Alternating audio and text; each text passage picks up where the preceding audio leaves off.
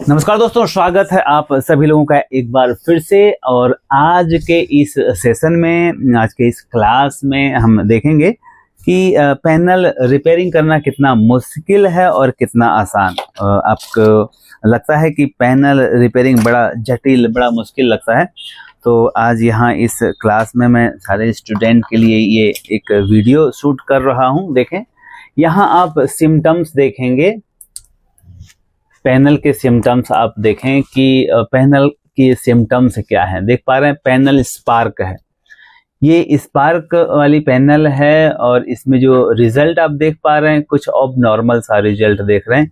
यहाँ पे बार आ रहा है और फ्लिकरिंग जैसा पूरा पिक्चर दिख रहा है। चालू होकर के अभी मैं आपको दिखाता हूँ, देखें यहाँ पे।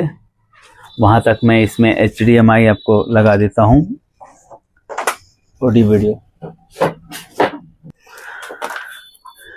हमने यहाँ ऑडियो वीडियो लगा दिया और ऑडियो वीडियो लगाने के साथ में देखें यहाँ नो सिग्नल आ रहा है, लेकिन ये लाइनें आ रही हैं, बार आ रहा है। और ये कि बारीक लाइन इधर भी आ रही है जो खड़ी लाइन है। अब ये लाइन तो नहीं निकलेगी, ये लाइन तो कॉफ के प्रॉब्लम की वजह से है, लेकिन जो पिक्चर ऑब नॉर्मल आ रहा है ये पैनल के अंदर स्पार्किंग को दर्शाता है। पैनल के अंदर स्पार्किंग है, इसलिए ये लाइन आपको दिख पा रही है। अब ऐसे सिचुएशन में अगर जो टिकोन बोर्ड होता है 2 FFC बेल्ट वाला होता है, तब हम क्या करते हैं कि इसे एक FFC बेल्ट को रिमूव करके और देखते हैं कि क्या पिक्चर अच्छी आ गई। अगर नहीं आती है तो उसे लगा करके दूसरी तरफ निकाल करके देखते हैं कि क्या अब पिक्चर अच्छी आई। लेकिन यहाँ सिचुएशन ये है कि टिकोन बोर्ड एक ही है और इस टिकोन बोर्ड से एक ही FFC बेल्ट स्केलर PCB में जा रहा है। यहाँ पे हमें रिमूव करके देखने का ऑप्शन नहीं है कि कौन सी तरफ की CKB लाइन शॉर्ट है। तो मैं यहाँ एक शॉर्ट ट्रिक बताता हूँ कि जो LC1 होता है, LC2 होता है, उसको आप एक बार रिमूव करके देखें। LC1 LC2 को जब रिमूव करेंगे तो सिम्टम्स पिक्चर के कुछ चेंज होंगे। और देखें कहाँ रिमूव करना है वो एक विषय है। ये जो रेजिस्टेंस आप देख पा रहे हैं, नजदीक से देखें, ये जो रेजिस्टेंस आपको दिख रहा है, ये रेजिस्टेंस LC1 LC2 के हैं। यहाँ स्क्रीन पे आप देख पा रहे हैं सारे रेजिस्टेंस का यहाँ जिक्र किया गया है और ये LC1 LC2 के रेजिस्टेंस है। इन्हीं रेजिस्टेंस को आपको टारगेट करना है। पहले एक बार इस तरफ का टारगेट कर लें, उसके बाद इस तरफ का रेजिस्टेंस रिमूव करके देख लें कि कौन से रेजिस्टेंस को रिमूव करने से सिम्टम्स में चेंजिंग आती है। तो चलें, सबसे पहले हम इसको लेफ्ट साइड के रेजिस्टेंस को रिमूव करके देखते हैं इसके सिम्टम्स क्या हैं। तो हम इसको रिमूव करेंगे, रेजिस्टेंस को देखें आप, ये दोनों रेजिस्टेंस यहाँ से हमने रिमूव कर दिया। तो देखें यहाँ से मैंने ये जो दोनों रेजिस्टेंस है मैंने निकाल दिया, आप यहाँ देख पा रहे हैं। और कौन सा रेजिस्टेंस मैंने निकाला? LC1 LC2। अब यहाँ स्क्रीन पे थोड़ा सा देखें, ये जो 2 रेजिस्टेंस है मैंने आपको कहा LC1 LC2 के रेजिस्टेंस है, इसको हमें रिमूव कर देना है 2 रेजिस्टेंस के बाद वाला। अब इसके बाद इसके सिम्टम्स को थोड़ा देखें कि क्या सिम्टम्स हो रहा है। यहाँ पे आप सिम्टम्स देखेंगे तो सिम्टम्स में क्या कुछ चेंजिंग आई, क्योंकि हमें ये डिसीजन लेना है कि शॉर्टिंग किस तरफ है। अगर ये रेजिस्टेंस निकाल देने से, देखें यहाँ मैंने रेजिस्टेंस को निकाला लेकिन कोई चेंजिंग नहीं दिखा। लेकिन अब चेंजिंग नहीं दिखने से घबराने की जरूरत नहीं है। यहाँ हमें VGH और VGL बाईपास करना है।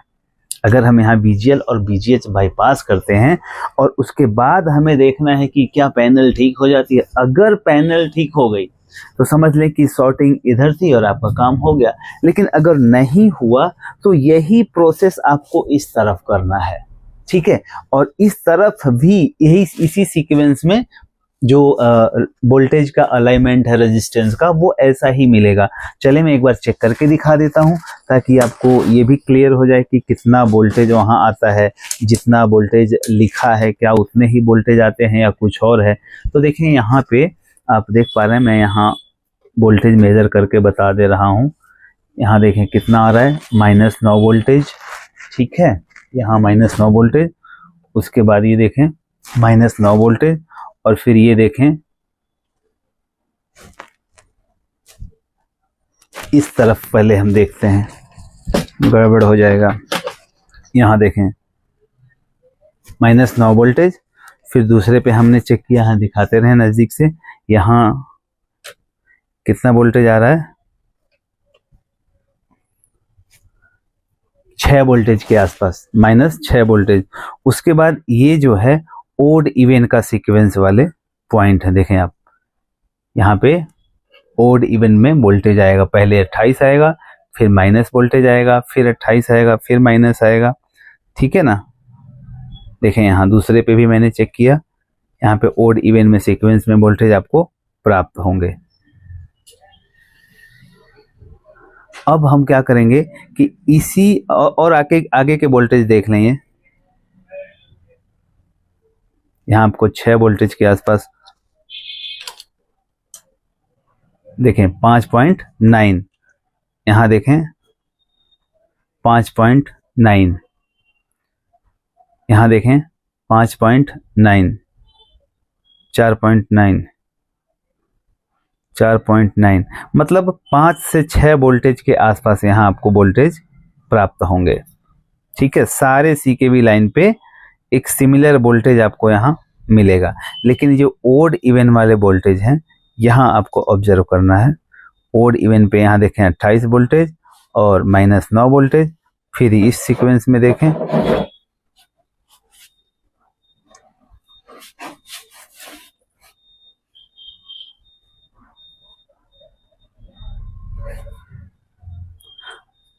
अब हमें यहाँ पे VGL और VGH बाईपास करना है। चलें बाईपास करते हैं VGL और VGH।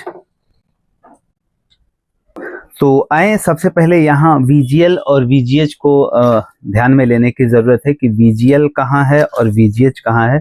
तो आप देख पा रहे हैं ये जो टर्मिनल दिख रहा है, यहाँ देखें ये VGH, अर्थात इस PF पे VGH आ रहा है, ये VGH का पॉइंट है और यहाँ पे VGL है, ठीक है। तो VGL पे हमने एक जंपर वायर लगा दिया, देखें छोटा सा,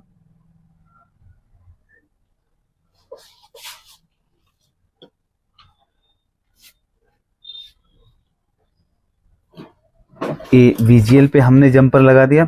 अब इसी तरह से VGH पर भी हमें जंपर लगा देना है।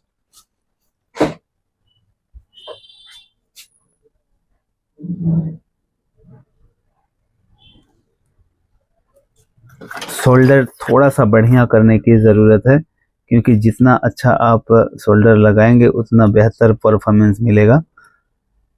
जगह कम होती है इसलिए शोल्डर मारने में थोड़ी सावधानी रखने की ज़रूरत होती है। तो देखें हमने यहाँ पे VGH वाले पॉइंट पर भी एक वायर का जंपर लगा दिया।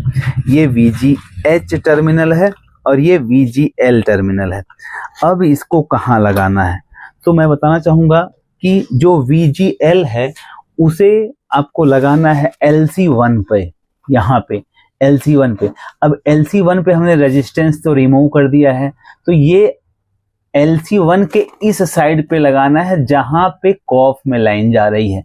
यहाँ शोल्डर मारने में थोड़ा ध्यान रखना होगा। अगर आप यहाँ पे लगा रहे हैं इस तरफ, तब VGL पर से उठाकर जो टर्मिनल है आपने LC1 के इन पे लगा दिया, लेकिन आपको आउट पे लगाना है इस टर्मिनल पे। तो हम यहाँ शोल्डर मारेंगे LC1 को। LC1 को हमने आउट पे शोल्डर लगा दिया, देखें यहाँ लगा दिया। अब जो ये VGH का टर्मिनल है इसको LC2 पे लगाना है, ठीक है। आपने देखें यहाँ मैंने शोल्डर लगा दिया दोनों, और एक बार चेक कर लेना है तीसरी आंख लगा करके सोल्डिंग प्रॉपर हुई है कि नहीं। ओके, अब देखते हैं कि क्या हमारा काम हो गया। 100% ये काम हो जाना चाहिए, लेकिन अब जब तक परिणाम ना आ जाए तब तक हमें इस कंफ्यूजन में ही रहना होगा। तो देखें हमने लगाया, सेट को ऑन किया,